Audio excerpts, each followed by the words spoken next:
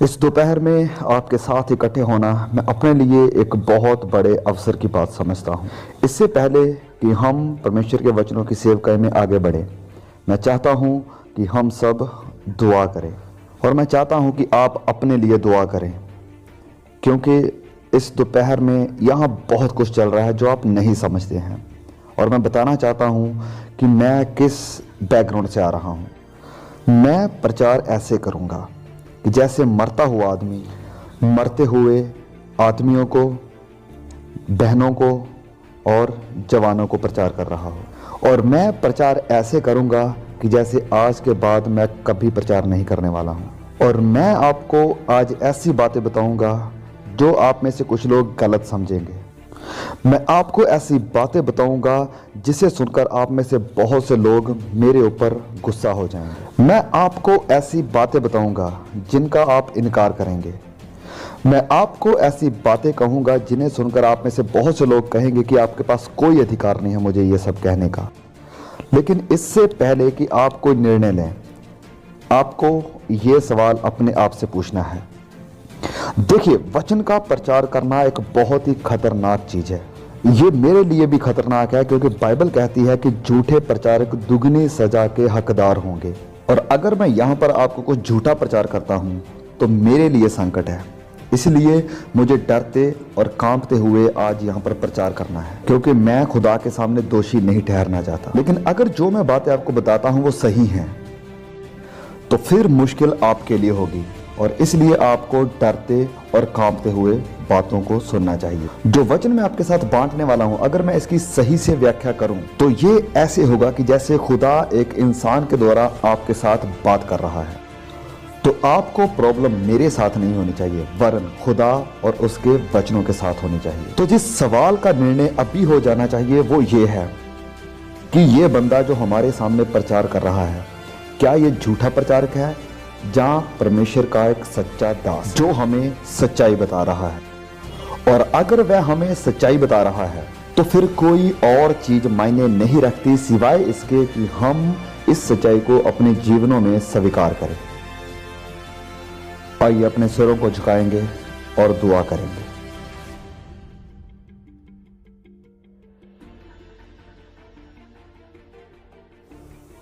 स्वर्गीय पिता, ऐ मेरे बाप, मैं बहुत छोटा हूं और बहुत से कामों में, बहुत सी बातों में कमजोर भी हूं।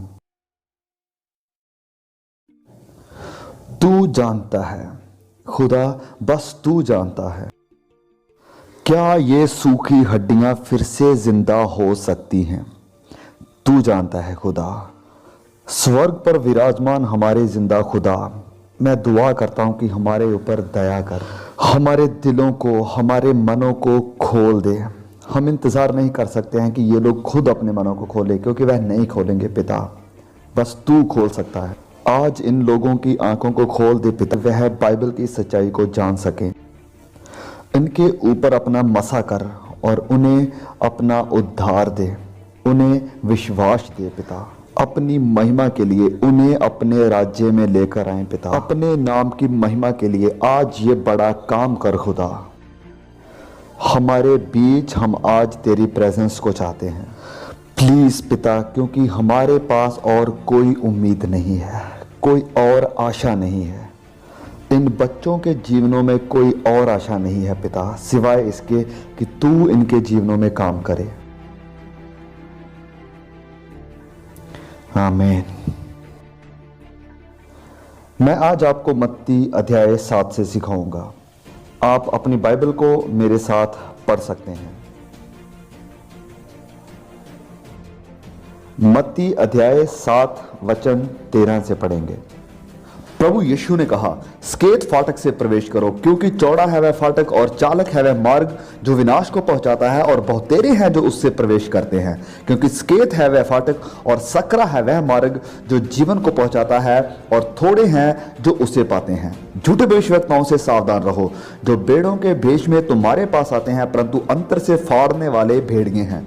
उनके फलों से तुम उन्हें पहचानोगे। लोग क्या झाड़ियों से अंगूर व ऊंट कटारों से अंजीर तोड़ते हैं? इसी प्रकार हर एक अच्छा पेड़ अच्छा फल लाता है और ना निकम्मा पेड़ अच्छा फल ला सकता है। जो पेड़ अच्छा फल नहीं लाता वह काटा और आग में डाला जाता है, सो उनके फलों से तुम उन्हें पहचान लोगे। जो मुझसे हे प्रभु कहता है, उनमें से हर एक स्वर्ग के राज्य में प्रवेश ना करेगा, परंतु वही जो मेरे स्वर्गीय पिता की इच्छा पर चलता है। उस दिन बहुतेरे मुझसे कहेंगे, हे प्रभु, क्या हमने तेरे नाम से भविष्यवाणी नहीं की और तेरे नाम से दुष्ट आत्माओं को नहीं निकाला और तेरे नाम से बहुत अचंभे काम नहीं किए?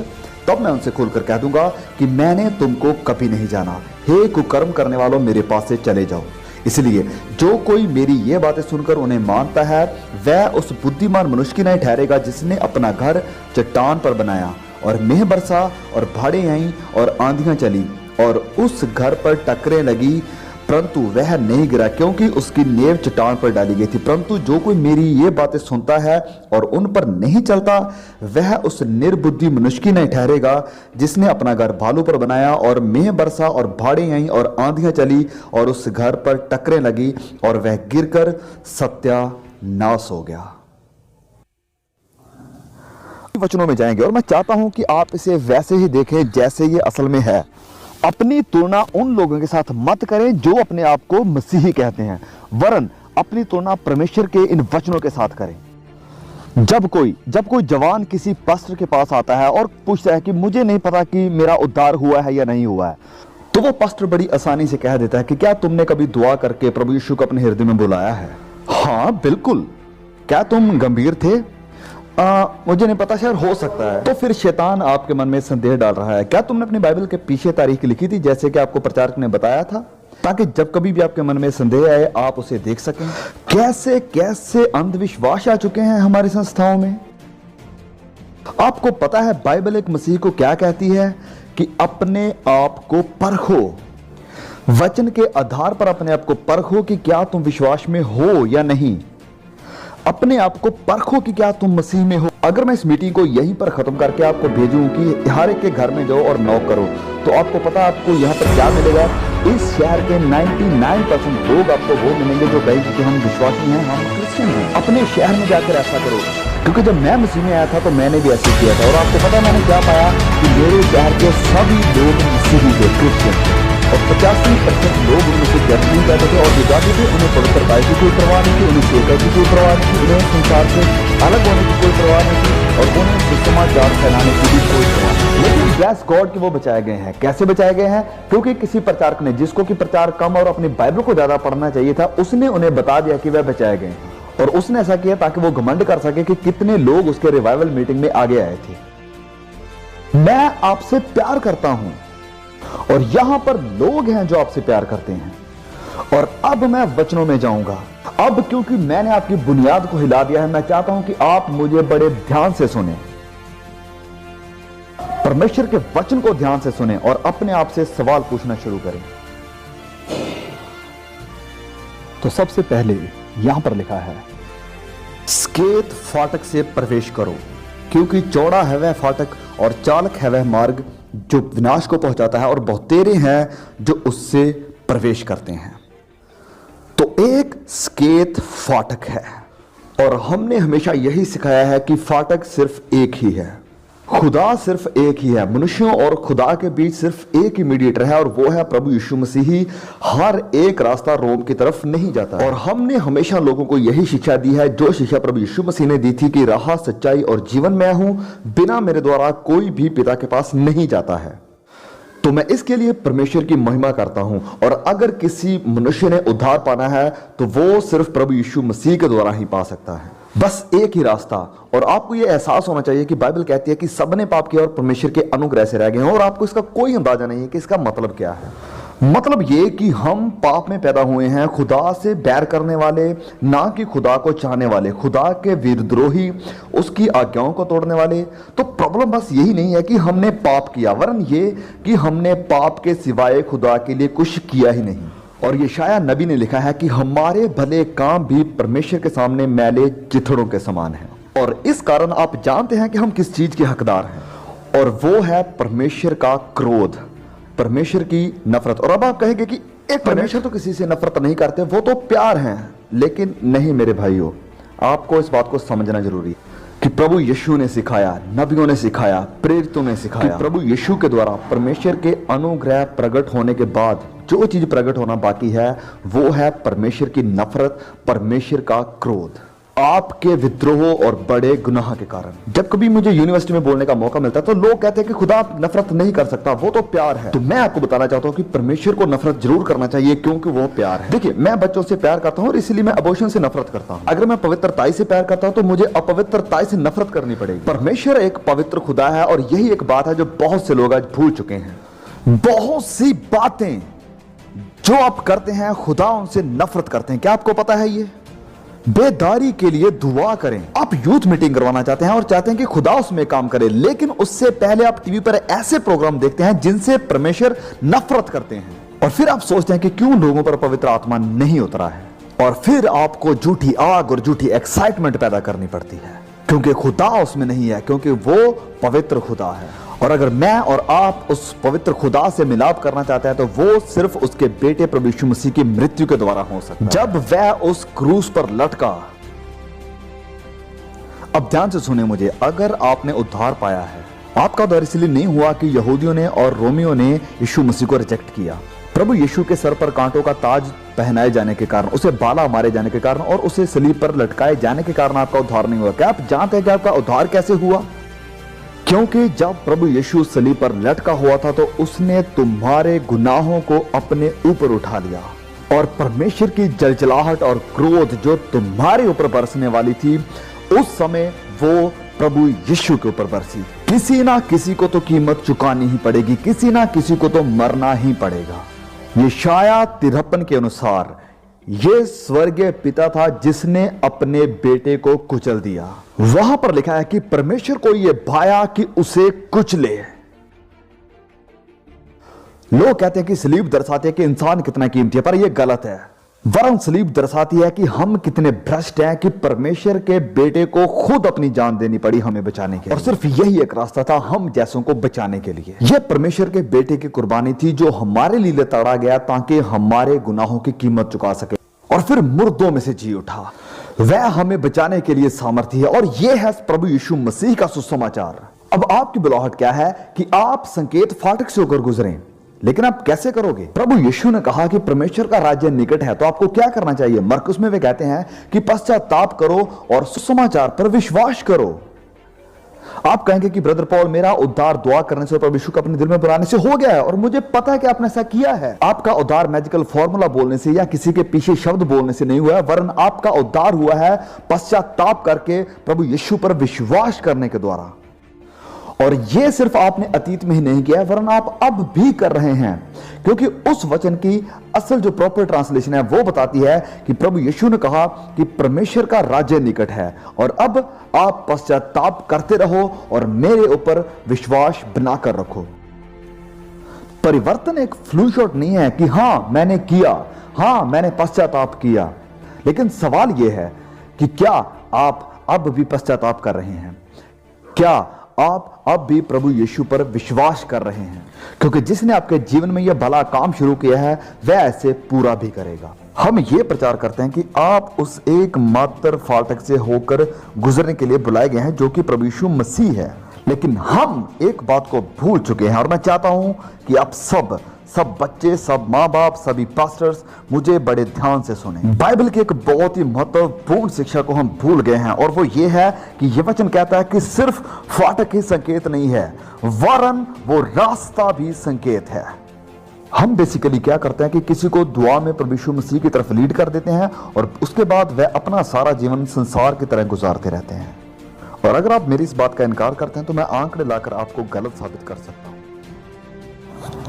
किताब के ऊपर किताब लिखी जा रही है, पढ़ी जा रही है, सोशियोलॉजिस्ट के द्वारा, विद्वानों के द्वारा, थियोलॉजियंस के द्वारा, ये जानने के लिए कि चर्च को हुआ क्या है। हम ये देखते हैं कि अबॉर्शन जैसे चर्च के बाहर है वैसे ही चर्च के अंदर भी, और यही हाल डिवोर्स का है, अनैतिकता का, दुष्टता का, व्यभिचार का भी है। और आप भी जानते हैं और इस बात को मैं भी जानता हूं कि यहाँ पर बहुत से ऐसे जवान हैं जो दुष्टता करते हैं और वही साथ से परमेश्वर की महिमा गा रहे हैं। ऐसे कुछ यहाँ पर जवान हैं जो नशा भी करते हैं और यूथ मीटिंग में भी आते हैं। वो ऐसे काम करते हैं, ऐसी चीजें देखते हैं जो कि एक मसीही को देखना योग्य नहीं है। और वह ऐसी मीटिंग में आते हैं और विश्वास करते हैं कि वह संतुष्ट हैं, विश्वास करते हैं कि उन्होंने उद्धार पा लिया है और कोई उन्हें कुछ नहीं कहता सिवाय इसके वह शारीरिक मसीही हैं। वह मसीही हैं पर शारीरिक मसीही हैं। यह शिक्षा बैप्टिस्ट सेमिनरी से स्टार्ट हुई थी, जो कि एक सदर्न बैप्टिस्ट सेमिनरी नहीं है। कुछ सदियों पहले इसकी शिक्षा शुरू हुई थी। ये ना तो बिब्लिकल है और ना ही ऐतिहासिक है। मेरे प्रिय दोस्तों, शारीरिक मसीही ऐसी कोई शिक्षा ही नहीं है। अब आप शायद कहेंगे कि एक मिनट ब्रदर पॉल, क्या पहला कुरिन्थियों अध्याय 3:3 में नहीं लिखा कि अब भी शारीरिक हो? क्या पॉल ने ऐसा नहीं कहा? हाँ, पॉल ने ऐसा लिखा है, लेकिन आपको पूरी किताब पढ़नी पड़ेगी ये समझने के लिए कि पॉल के कहने का मतलब क्या था। हमारी प्रॉब्लम क्या है? जवानों सुनिए मुझे, ज्यादातर हमारी मसीहत टी शर्ट्स के आगे या पीछे लिखे हुए बातों से आती है। ज्यादातर हमारी मसीहत मसीह गीत लिखने वालों से आती है, ना कि पवित्र बाइबल। जिस बात को आज हम सत्य समझते हैं वो ज्यादातर हमारी मॉडर्न क्रिश्चियनिटी से आ रहा है, ना कि बाइबल से।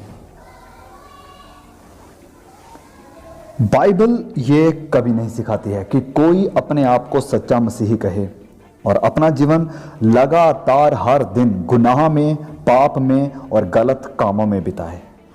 वरन बाइबल लगातार यह सिखाती है कि एक सच्चे मसीही को नया हृदय दिया जाता है। सच्चे मसीही के पास एक स्वर्गीय पिता है जो उन्हें संभालता है, उन्हें देखता है और उनकी परवाह करता है।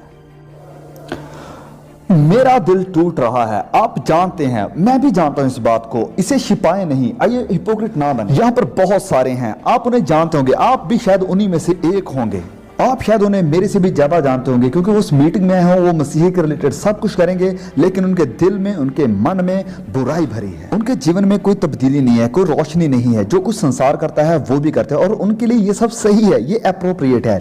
लेकिन मेरे दोस्तों, ये मसीहत नहीं है और उनके जीवन का सबसे बड़ा खतरा नरक है। वह परमेश्वर को नहीं जानते हैं। हम क्या सिखाते हैं? आपने कब सुना है, अगर आप किसी ने यह सिखाया हो कि स्वर्ग जाने के लिए सिर्फ सकेत फाटक ही नहीं है, वरन एक सकरा मार्ग भी, एक नैरो मार्ग भी है। प्रभु यीशु ने यह दर्शाया है कि एक सच्चे मसीही की निशानी यह है कि आप सकरे मार्ग पर चलोगे।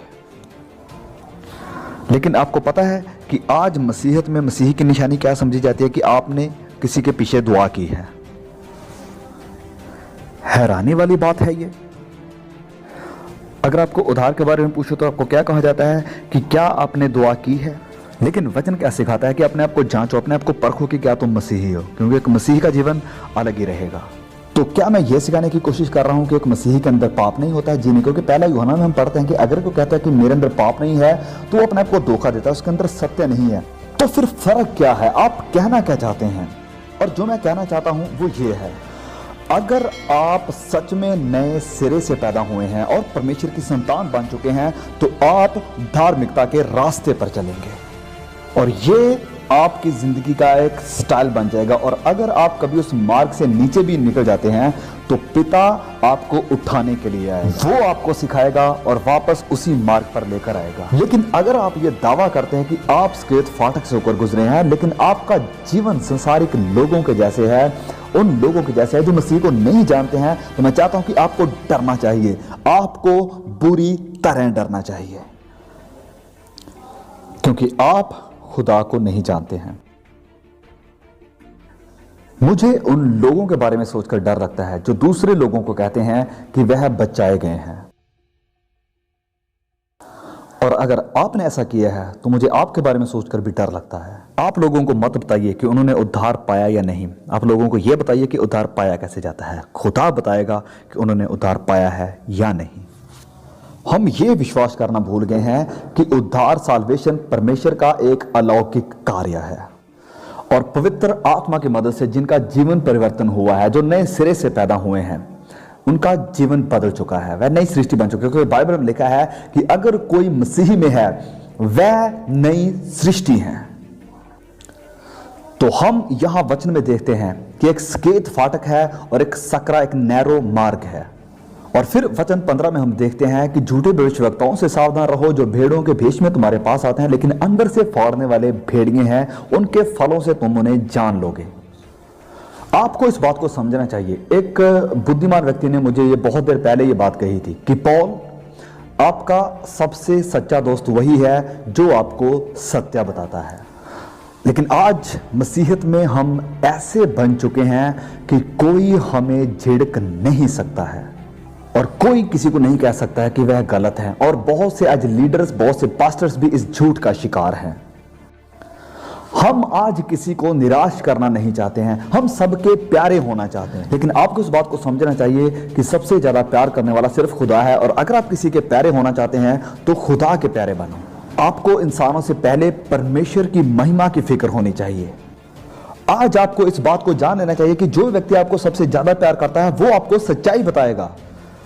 झूठे नबियों का सबसे बड़ा चिन्ह यही है कि वह आपको वो बताएंगे जो आप सुनना चाहते हैं। वह कभी आपको परेशान नहीं करेगा। वह चाहेगा कि जब वह प्रचार कर रहा है आप तालियां बजाएं, आप उसकी तारीफ करें और वो आपका मनोरंजन हमेशा करता रहेगा। और ऐसी मसीहत आपके सामने रखेगा कि जिसको प्रभु यीशु मसीह ने भी कभी नहीं जाना था। वो आपको इतना एंटरटेन करके रखेगा कि ऐसे गंभीर विषय कभी आपके सामने लेकर नहीं आएगा। उद्धार पाने का सबसे बड़ा चिन्ह यह है कि खुदा आपको कभी भी ऐसे बातें नहीं करने देगा जैसे कि आपका शरीर चाहता है। खुदा आपको कभी भी ऐसे सेंसुअल कपड़े नहीं पहनने देगा जो संसार और संसारिक चर्च आपको पहनने की अनुमति देंगे। खुदा कभी भी आपको संसार के जैसे चलने नहीं देगा, संसार के जैसे बनने नहीं देगा और संसार की चीजों को सुनने की अनुमति नहीं देगा। वह आपके जीवन को दिन प्रतिदिन तब्दील करेगा। यहां पर लिखा है, हम आगे बढ़ेंगे, वचन 17 से हम पढ़ेंगे। पहले हम वचन 16 को पढ़ते हैं। लिखा है कि उनके फलों से तुम उन्हें पहचान लोगे। झूठे नबियों को आप कैसे जानोगे? झूठे नबियों और विश्वासियों को परखने का सबसे बड़ा चिन्ह वचन हमें क्या देता है कि उनके फलों से तुम उन्हें पहचान लोगे। उनके फलों से मेरे दोस्तों, अपने जीवन को देखिए, अपने चलने फिरने के तरीके को देखिए, अपने दिल की चाहतों को देखिए। क्या प्रभु यीशु वहां पर है या फिर उसको आपने बस छोटा सा हिस्सा समझकर अपने जीवन में ऐड करके रखा है? क्या उसकी याद सिर्फ आपको आराधना के समय या संडे को ही आती है? क्या वो आपकी बस एक जरूरत है जहां आपके दिल का एक अहम हिस्सा है? और आप कैसे फल उत्पन्न कर रहे हैं? क्या आप संसारिक जैसे बनना चाहते हैं? क्या आपके पास वो आनंद का अनुभव है जिसे संसार ने आज तक कभी नहीं जाना है? क्या आप गुनाह से प्यार कर सकते हैं और उसे बढ़ावा दे सकते हैं? क्या आप विद्रोह से प्यार कर सकते हैं और उसे बढ़ा सकते हैं? इसका मतलब आप खुदा को नहीं जानते हैं। उनके फलों से तुम उन्हें पहचान लोगे। परमेश्वर के पास ताकत है लोगों को बदलने की। एक बार मेरे साथ कल्पना करके देखिए कि प्रभु यीशु ये अध्याय सिखा रहे हैं और आप वहां पर बैठे उन्हें सुन रहे हैं और वो आपकी तरफ देखते हैं। वो कहते हैं, कांटे कांटे, बस कांटे। क्या अंजीर के पेड़ पर आपने कभी कांटे देखे हैं?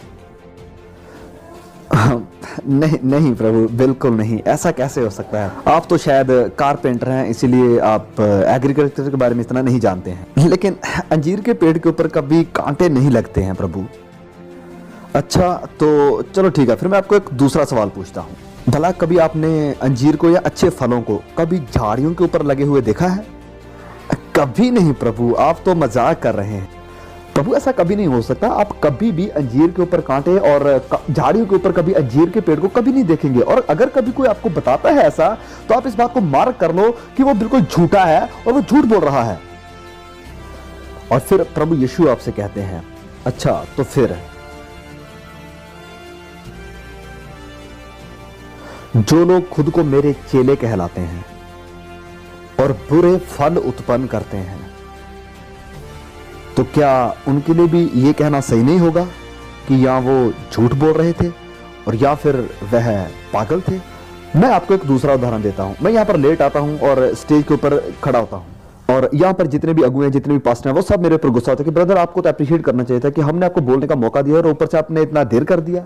भाइयों, मुझे प्लीज क्षमा कर दो। क्यों? क्योंकि जब मैं इस हाईवे से चला कर आ रहा था तो मेरी गाड़ी का टायर अचानक पंक्चर हो गया, तो मुझे अचानक से टायर को बदलना पड़ा। लेकिन जब मैं टायर को बदल रहा था तो एक नट अचानक से नीचे गिर गया और मैं भूल गया कि मैं इतने बड़े हाईवे के ऊपर हूं। और जैसे मैं सड़क के बीचों बीच खड़ा था तो पीछे से एक बहुत बड़ा हैवी ट्रक आया और उसने आकर मुझे टक्कर मार दी और इसलिए मैं यहां पर आपके पास लेट पहुंचा हूं। अब यहां पर सिर्फ 2 तर्क होंगे। अब मुझे पता है कि यहां अब तर्क की तो कोई पढ़ाई नहीं करता है, लेकिन फिर भी यहां पर तर्क के आधार पर सिर्फ 2 कंक्लूजन्स हो सकती हैं। पहला ये कि मैं झूठा हूं और दूसरा कि मैं पागल हूं। आप कहेंगे कि ब्रदर पॉल ये क्या मजाक है, ब्रदर पॉल ऐसे हो ही नहीं सकता, ये इम्पॉसिबल है कि इतने बड़े ट्रक ने आपको टक्कर मार दी लेकिन आपके शरीर के ऊपर कोई बदलाव नहीं आया। लेकिन मैं आपसे पूछना चाहता हूं कि बड़ा क्या है, ट्रक या खुदा? लेकिन यह कैसे हो सकता है कि आज कितने लोग यह दावा करते हैं कि वह प्रभु यीशु मसीह के साथ मेल खा चुके हैं लेकिन फिर भी उनके जीवन में कोई बदलाव नहीं आया है? मैं कुछ बातें आपके सामने रखता हूं और आप सोचिए। आप जानते हैं कि मैं आपको सच्चाई बता रहा हूं। कितनी बार आप अपने जीवन को बार बार और बार बार समर्पित करते रहते हो। कई बार कितने जवान ऐसी सभाओं में आते हैं और बहुत एक्साइटेड हो जाते हैं बाद में, और वापस अपने चर्च में जाते हैं और ये एक्साइटमेंट सिर्फ 1 हफ्ता या 1.5 हफ्ता रहती है और लोग कहते हैं कि वाह परमेश्वर का कितना बढ़िया कार्य था। लेकिन नहीं, अगर ये पूरी जिंदगी भर नहीं रहा तो ये परमेश्वर का कार्य नहीं था, ये बस भावनाएं थी। वहां पर बहुत कुछ था लेकिन ये परमेश्वर का कार्य नहीं था। क्या परमेश्वर ने आपके जीवन में कार्य किया है? क्या वो परमेश्वर आपके जीवन में अभी भी कार्य कर रहा है? उनके फलों से तुम उन्हें पहचान लोगे। उनके फलों से तुम उन्हें पहचान लोगे। अब आगे बढ़ते हैं। वचन 19, जो पेड़ अच्छा फल नहीं लाता वह काटा और आग में डाला जाता है, उनके फलों से तुम उन्हें पहचान लोगे। देखिए यहां इब्रानी लिटरेचर के बारे में आपको बताता हूं। जब मैं और आप किसी बात पर जोर देना चाहते हैं तो पता हम क्या करते हैं, हम अपनी आवाज को उठाते हैं, और जब हम लिखते हैं तो हम इसे बोल्ड कर देते हैं या इसे कैपिटलाइज कर देते हैं। लेकिन इब्रानी लिटरेचर में यह थोड़ा अलग है। वो जब किसी बात पर जोर देना चाहते हैं तो वो इसे दोहराते हैं, और यही चीज आपको नीति वचन में देखने को मिलती है। दुष्ट नहीं ठहरेगा, दुष्ट नाश हो जाएगा। वह एक ही बात को कह रहा है लेकिन बार बार एक ही चीज के ऊपर जोर देकर बता रहा है, और यही काम प्रभु यीशु मसीह यहां पर कर रहे हैं कि उनके फलों से तुम उन्हें जानोगे, उनके फलों से तुम उन्हें पहचानोगे, उनके चाल चलन से तुम उन्हें जानोगे, उनके फलों से तुम उन्हें जानोगे, उनके फलों से तुम उन्हें पहचानोगे। और वो कहता है कि अगर कोई पेड़ अच्छा फल नहीं देता तो वो काटा जाता है और आग में डाला जाता है। वो यहां पर क्या बात कर रहे हैं? तो मेरे दोस्तों वो बात कर रहे हैं खुदा के न्याय की, जो एक दिन इस पृथ्वी पर सबके ऊपर बरसने वाला है, और यह न्याय शायद यहां पर बैठे कितने लोगों के ऊपर आने वाला है। मेरे प्यारे दोस्तों, मैं आपके दिल के अंदर नहीं देख सकता हूं। मेरा तो अपना दिल कई बार मुझे धोखा दे जाता है, लेकिन कोई एक है जिसे कोई धोखा नहीं दे सकता। उसे कोई धोखा नहीं दे सकता और ना ही उसे आज की ये मसीहत धोखा दे सकती है। वह जानता है उनके फलों से तुम उन्हें पहचान लोगे। फिर आगे लिखा है, यहां पर लिखा है वचन 21 में लिखा है, जो मुझसे हे प्रभु कहता है उनमें से हर एक स्वर्ग के राज्य में प्रवेश नहीं करेगा, वरन वही जो मेरे पिता की इच्छा पर चलता है। आपको पता है आप जो मसीह होने का दावा करते हैं इसकी कीमत क्या है? कुछ नहीं, कुछ भी नहीं। हाँ, क्या आपने वो वचन पढ़ा जो भी पढ़ा गया था? इस वचन की अच्छे से स्टडी करें। वहां पर लिखा है कि हर एक जो मुझे हे प्रभु कहता है, हर एक जो मसीह होने का दावा करता है वह परमेश्वर के राज्य में प्रवेश नहीं करेगा। बहुत से ऐसे लोग होंगे जो हे प्रभु कहेंगे लेकिन परमेश्वर के राज्य में प्रवेश नहीं कर पाएंगे। मेरे प्यारे बच्चों, क्या आप उनमें से एक हैं? हे प्रभु। अब चलिए वापस इब्रानी लिटरेचर में जाते हैं। वहां पर लिखा है हे प्रभु।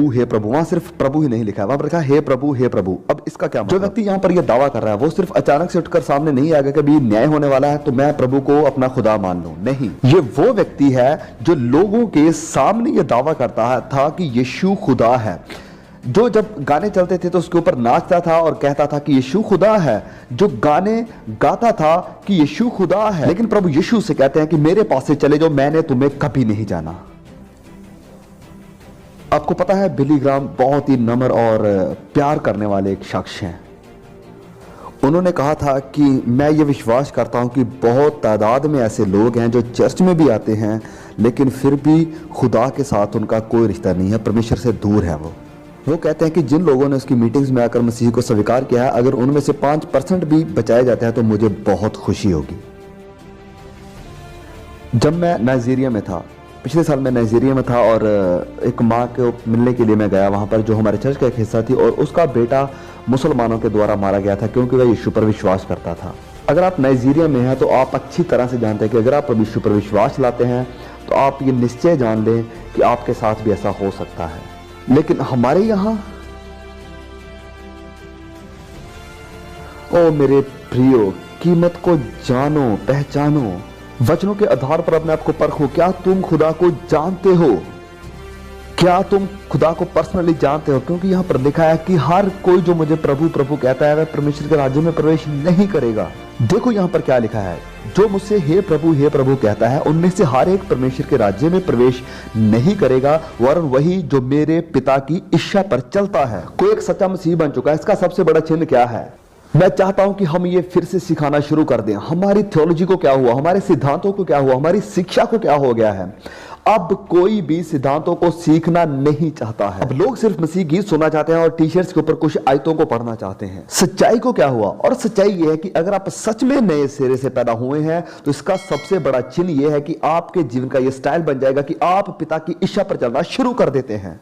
आप शायद कहेंगे कि ब्रदर आप कार्यों की बात कर रहे हैं। नहीं, मैं यहां पर विश्वास के प्रमाण की बात कर रहा हूं। आपका मसीह पर दावा करना ही यह प्रमाण नहीं है कि आप सच में एक विश्वासी हैं, क्योंकि इस देश में हर कोई मसीह पर विश्वास का दावा करता है। आपको कैसे पता कि आपका विश्वास झूठा नहीं है? लाइफस्टाइल, एक ऐसा लाइफस्टाइल जो परमेश्वर की इच्छा पर चलना चाहता है, जो परमेश्वर की इच्छा पर चलना चाहता है। और जब आप परमेश्वर की इच्छा पर नहीं चल पाते हैं तो पवित्र आत्मा आकर आपको कन्विक्ट करता है, या तो परमेश्वर के वचनों के द्वारा और या फिर किसी भाई या बहन के द्वारा, और परमेश्वर आपको फिर से उठाकर वापस अपने मार्ग पर लाता है। और अगर आप एक सच्चे मसीह हैं तो आपके साथ ऐसा होगा। मैं आपको एक उदाहरण देता हूं। मान लो मैं आपका पास्टर हूं और आप मान लीजिए कुछ 14 साल के हैं, और जब मैं 1 बजे प्रचार करके वापस आ रहा होता हूं तो आपको पार्क में कोई लफंगे लड़कों के साथ देखता हूं, ऐसे कार्य करते हुए जो शायद आपको नहीं करने चाहिए। और आप हमारे चर्च के सदस्य हो और मैं कहूंगा कि मेरे गाड़ी में बैठो और मैं आपको आपके पिता के पास लेकर जाऊंगा, और मुझे गुस्सा आप पर नहीं आपके पिता पर होगा, और मैं कहूंगा कि आप एक लापरवाह पिता हैं, कि आपने अपने बच्चों को ऐसे हालातों में बाहर छोड़ा हुआ है। मैं आपको बताना चाहता हूं कि खुदा लापरवाह पिता नहीं है। अगर आप पाप में जी सकते हैं, संसार और संसारिक वस्तुओं से प्यार कर सकते हैं, अगर आप संसार के होकर संसारिक लोगों के जैसे काम कर सकते हैं, अगर आपके हीरो संसारिक लोग हैं, आप उनके जैसे बनना और उनके जैसे दिखना चाहते हैं, अगर आप वही काम करना चाहते हैं जो वह करते हैं, तो मेरे प्रिय दोस्तों मेरी आवाज को सुने। आप खुदा को नहीं जानते हैं और खुदा के साथ आपका कोई नाता नहीं है। अब आगे वचन 22 में लिखा है, उस दिन बहुतेरे मुझसे कहेंगे, हे प्रभु क्या हमने तेरे नाम से भविष्यवाणी नहीं की और तेरे नाम से दुष्ट आत्माओं को नहीं निकाला और तेरे नाम से बहुत से अचंभे काम नहीं किए? तब मैं उनसे खुलकर कह दूंगा, मैंने तुमको कभी नहीं जाना। हम कहते हैं कि इस संसार में प्रभु यीशु मसीह को जानना सबसे महत्वपूर्ण बात है, लेकिन ये सत्य नहीं है। वरन महत्वपूर्ण बात यह है कि क्या प्रभु यीशु आपको जानते हैं।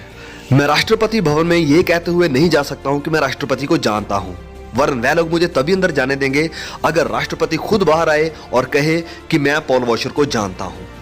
आप प्रभु यीशु पर विश्वास का दावा कर सकते हैं, लेकिन मेरा सवाल यह है कि क्या आप प्रभु यीशु को जानते हैं? क्या प्रभु यीशु आपको जानते हैं? अब देखिए यहां पर वह खोए हुए व्यक्ति के बारे में क्या कहते हैं। वह कहते हैं, हे कुकर्म करने वालों, मेरे पास से चले जाओ। मैं इसका आपको असल मतलब बताता हूं। सुनिए मुझे, मैं चाहता हूं कि ये बातें मैं आपको गले से लगाकर कह पाता। प्लीज सुनिए मुझे। वह कहता है कि मेरे पास से चले जाओ, तुम लोग जो मेरे चेले होने का दावा करते थे, आप लोग जो मुझे हे प्रभु कहते थे, लेकिन आपने जीवन ऐसे गुजारा कि जैसे मैंने आपको कोई कानून ही नहीं दिया जीने के लिए। अभी मैंने बहुत से चर्च जाने वाले मसीहों का वर्णन किया है। आज अगर कोई आज्ञाओं की बात करता है, अगर कोई बाइबल के प्रिंसिपल्स की बात करता है, हमें कैसे जीना चाहिए कैसे नहीं जीना चाहिए, तो हर कोई ये चिल्लाना शुरू कर देता है कि तुम फरीसी हो। लेकिन देखिए प्रभु यीशु क्या कहते हैं, वह कहते हैं कि मेरे पास से चले जाओ तुम लोग जो मुझे हे प्रभु कहते थे, लेकिन जीवन ऐसे गुजारा आप लोगों ने कि जैसे मैंने कोई आज्ञा ही नहीं दी आपको मानने के लिए। बपतिस्मा ले लिया, हालेलुया, अब आपकी स्वर्ग की टिकट पक्की है, आप अब कैसे भी अपना जीवन गुजार सकते हैं। आपको पता है हमारे गलत इवेंजलिज्म करने के कारण क्या होता है, बहुत से बच्चे ऐसे यूथ प्रोग्राम में आते हैं और जब वह 15 साल के होते हैं संसार में प्रवेश करते हैं तो वह शैतान के जैसे जीना शुरू कर देते हैं, और फिर जब वह 30 साल के हो जाते हैं तो वापस आके अपना जीवन परमेश्वर को समर्पित करते हैं। क्योंकि मेरे प्रियो लोगों को ये कहना कि आप बचाए गए हैं इस आधार पर कि आप प्रभु यीशु पर विश्वास करते हैं, उसे खुदा मानते हैं, ये काफी नहीं है, क्योंकि शैतान भी प्रभु यीशु पर विश्वास करता है, उसे खुदा मानता है। क्या आपका जीवन तब्दील हो रहा है? फिर वह आगे बढ़ता है और दो व्यक्तियों की, दो नींवों की बात करता है। आजकल इस अध्याय को देखिए, इतिहास पढ़ने से थियोलॉजी पढ़ना ज्यादा महत्वपूर्ण है। आजकल इस चट्टान और भालू वाले वचन का वर्णन ऐसे होता है कि आपको अपना जीवन चट्टान पर खड़ा करना चाहिए, क्योंकि अगर आप अपना जीवन भालू पर खड़ा करेंगे तो आप खुश नहीं रह पाएंगे, आपका जीवन सही तरीके से नहीं चलेगा। लेकिन ये सच्चाई नहीं है। इतिहास गवाह है कि ऐसे कभी भी सिखाया नहीं गया था। आपको पता है इसका असल मतलब क्या है? असल मतलब ये है, रास्ते सिर्फ दो हैं, एक सकरा रास्ता है और एक चौड़ा रास्ता है। आप किसके ऊपर चलना चाहते हैं? पेड़ दो तरह के हैं, एक अच्छा पेड़ है जो अच्छा फल देता है, वह स्वर्ग में जाएगा, और एक बुरा पेड़ है जो बुरा फल देता है और वह नरक में जाएगा, वह काटा जाएगा और आग में झोंक दिया जाएगा। एक तो वो लोग हैं जो प्रभु यीशु पर विश्वास का दावा करते हैं और स्वर्गीय पिता की इच्छा पर चलते हैं, और दूसरा वो लोग हैं जो प्रभु यीशु पर विश्वास का दावा तो करते हैं लेकिन उसकी इच्छा पर नहीं चलते हैं, और वह लोग नरक में जाएंगे। अच्छे कामों की कमी के कारण नहीं, वरन विश्वास की कमी के कारण, जो उनके कामों में कभी नजर ही नहीं आया। और फिर वह आगे बढ़ता है और दो अलग अलग मसीहों की बात नहीं कर रहा है जो अलग अलग नींवों पर अपना घर बना रहे हैं, वरन वह बात कर रहा है खोए हुए और उद्धार पाए हुए व्यक्ति की। खोया हुआ व्यक्ति वचन तो जरूर सुनता है पर वह मजबूत नींव नहीं बनाता है। आप कभी भी उसके जीवन में नहीं देखेंगे कि परमेश्वर का वचन उसे संभाल रहा है, उसे चला रहा है और उसे कंट्रोल कर रहा है।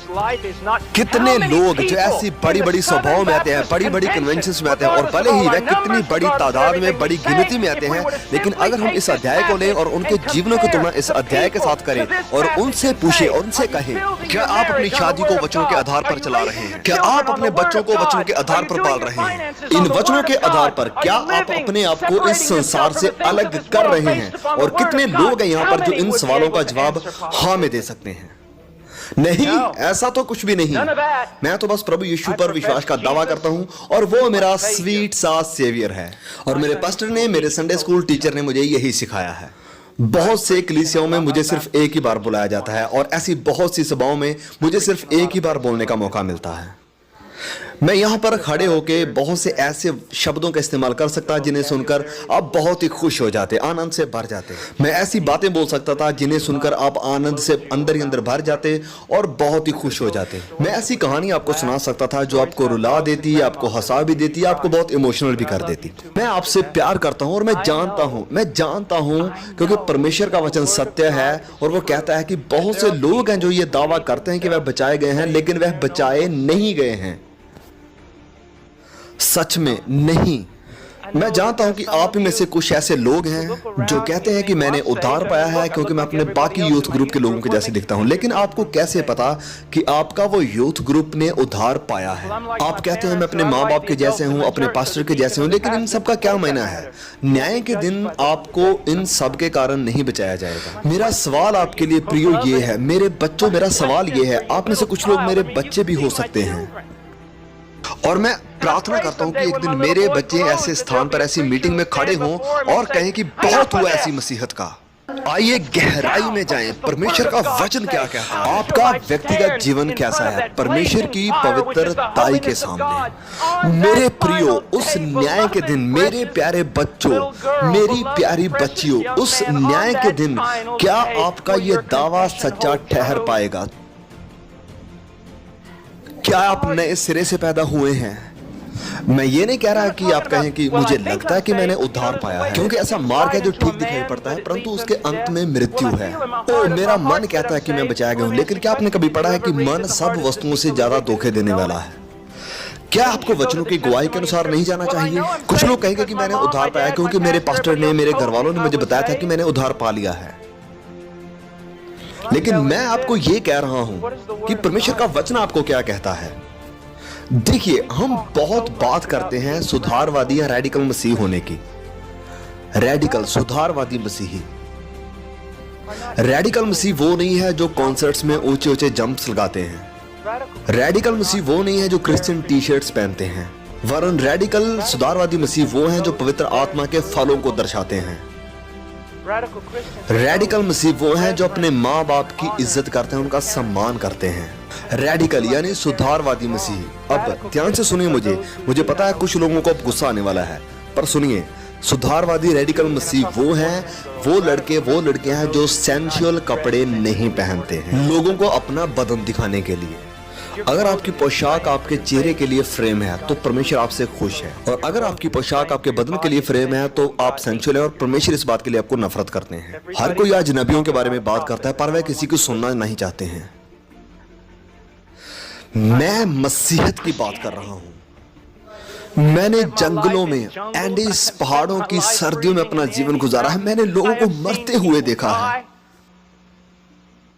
एक छोटा बच्चा एंड्रयू मोमिन, मुसलमानों ने उसके पेट में 5 गोलियां मारी, उसे रास्ते पर छोड़ दिया, और वह डर रहा था, रोता था कि मैं अपने विश्वास को नहीं छोड़ सकता हूं, पर मैं डर रहा हूं, मुझे मत मारिए। मैं प्रभु यीशु का इनकार नहीं कर सकता हूं, प्लीज मुझे छोड़ दीजिए, मुझे मत मारिए। और आप बात करते हैं रेडिकल मसीह होने की क्योंकि आप क्रिश्चियन टी शर्ट पहनते हैं, क्योंकि आप ऐसी मीटिंग में आते हैं। मैं बात कर रहा हूं पवित्रताई की, मैं बात कर रहा हूं धार्मिकता की। आपको पता है ये परमेश्वर का कितना बड़ा कार्य होगा अगर आप सब ये मान लें, अगर मैं भी ये मान लूं पवित्र आत्मा की कन्विक्शन से, और अपने घुटनों पर आए और रोए, क्योंकि हमने वो चीजें देखी जिनसे परमेश्वर नफरत करते हैं, क्योंकि हम वो पहनते हैं जिनसे परमेश्वर नफरत करते हैं। हम संसार के जैसे दिखना और संसार के जैसे चलना चाहते हैं, और हम ये सब करते हैं और हम ये नहीं जानते कि हम क्या कर रहे हैं, क्योंकि हम परमेश्वर के वचनों को नहीं जानते।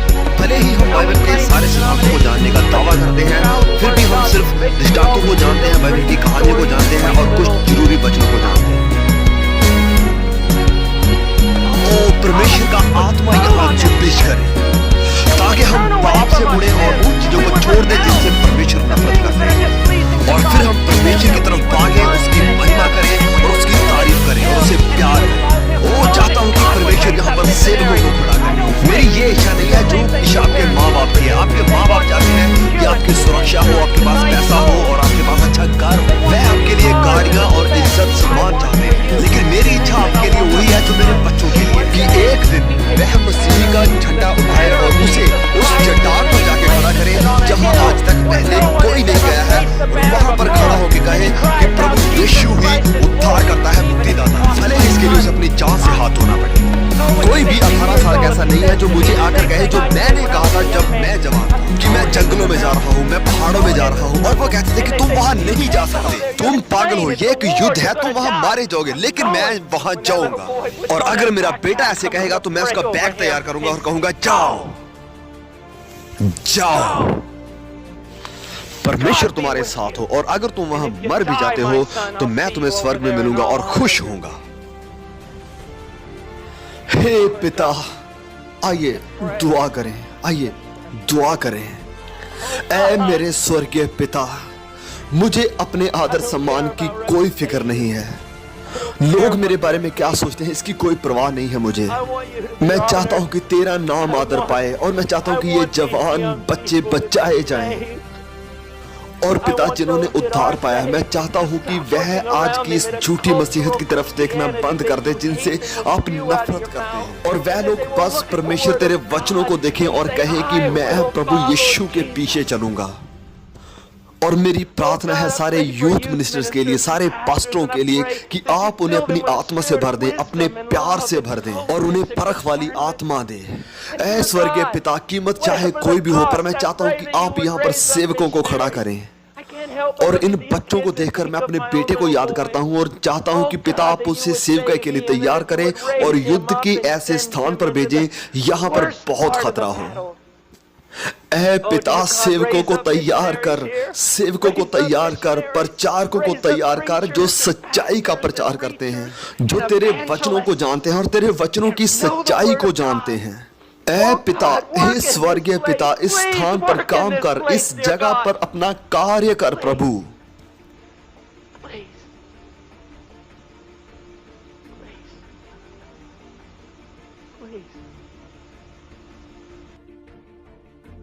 आप जहां कहीं भी अपने सर को झुकाए हुए हैं, क्या ऐसा कोई है जो ये कहेगा, ब्रदर पॉल, मैं झूठा जीवन गुजार रहा था,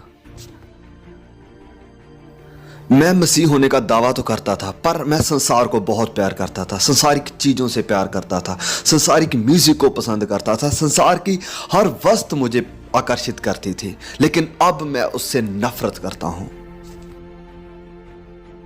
यह सब बहुत हुआ, अब मैं तंग आ गया हूं इससे, मैं बचना चाहता हूं, मैं नए सिरे से पैदा होना चाहता हूं। मैं चाहता हूं कि आप अपनी जगह पर खड़े हो जाएं। ब्रदर पॉल, मैं उद्धार पाना चाहता हूं। आमीन। कोई और है जो कह रहा है मैं बचना चाहता हूं।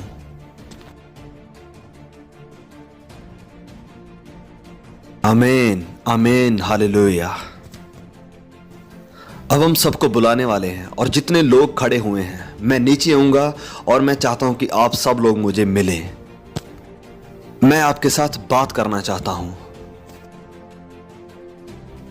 अब आप नीचे बैठ सकते हैं, शुक्रिया। अब मैं उनसे बात करना चाहता हूं जो अपने आप को मसीही कहते हैं।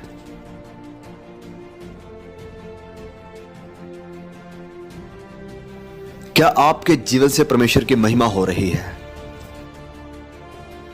क्या आप वचनों से देख रहे हैं कि आपका जीवन कैसा होना चाहिए? मैं अपने दिल से दुआ कर रहा हूं और सिर्फ एक ही चीज है जो आज चर्च को बचा सकती है, और वो है बदलाव, हमारी शिक्षा में, हमारी बाइबल स्टडी में और हमारी कलीसियाओं में। और दूसरा है स्ताव। सिर्फ यही है जो आज कलीसिया को बचा सकता है। मेरी दुआ है कि आप वचनों की तरफ मुड़े। मेरी ये दुआ है। हे जवानों, सुनिए मुझे। आप कहेंगे कि मैं अपने माता पिता के साथ कैसे रहूं, तो आप परमेश्वर के वचनों में जाएंगे और पढ़िए और उसका पालन करिए। आप पूछेंगे कि मैं कपड़े कैसे पहनूं, तो आप परमेश्वर के वचनों में जाइए और पढ़िए और उसका पालन कीजिए। अपने हर कार्य, बात और ख्याल को प्रभु यीशु के अधीन लाएं। अब मैं नहीं कहूंगा कि आप खड़े हों और आगे आएं, क्योंकि मैं तंग आ चुका हूं। लोग बार बार आगे आते हैं और फैसला लेते हैं और यह सिर्फ थोड़े समय के लिए रुकता है। मैं यहां पर इसलिए नहीं हूं कि मैं अपने मैगजीन में लिख सकूं कि कितने लोग मेरे क्रूसेड में आगे आए थे। मैं चाहता हूं कि आप अपने घर जाओ और अपने पूरे दिल से प्रभु यीशु के लिए अपना जीवन गुजारो। अगर आपको काउंसिल चाहिए, अगर आप कहते हैं कि ब्रदर पॉल, मैं प्रभु यीशु के जैसे जीना चाहता हूं, उसके लिए जीना चाहता हूं, लेकिन मुझे नहीं पता कैसे, मुझे नहीं पता कि कैसे जीऊं, तो फिर मैं आपको आगे बुलाऊंगा। और फैसला करने के लिए नहीं कि आप फैसला करें। अगर आप फैसला करना चाहते हैं तो आप जहां पर बैठे हो वहीं आप फैसला कर सकते हैं। अगर आप किसी को बताना चाहते हैं तो अपने पास्टर को बताइए, अपने यूथ मिनिस्टर को बताइए जाके। और अगर आपका फैसला सच्चा है तो ये हमेशा के लिए रहेगा। और फिर हम जानेंगे कि ये परमेश्वर की तरफ से था। हर कोई जो यहां मौजूद है, सुनिए मुझे, अगर आपने फैसला लिया प्रभु यीशु के पीछे चलने का, प्रभु यीशु से उद्धार पाने का, तो ये अगर सच्चा है तो ये हमेशा के लिए रहेगा। और अगर ये सच्चा नहीं था तो ये 1 हफ्ते के बाद, 2 हफ्ते के बाद आपका जीवन फिर वैसे ही हो जाएगा जैसे आप पहले थे। और इस मीटिंग से आपको कुछ भी हासिल नहीं हुआ। अगर आपने सच में इस जगह से परमेश्वर से कुछ हासिल किया है तो ये हमेशा के लिए रहेगा। और अगर आप इससे भागना भी चाहेंगे तो आप नहीं भाग पाओगे। मैं आपसे प्यार करता हूं, मैं आपसे बहुत प्यार करता हूं। मैं चाहता हूं कि आइए हम सब अपनी जगह पर खड़े हो।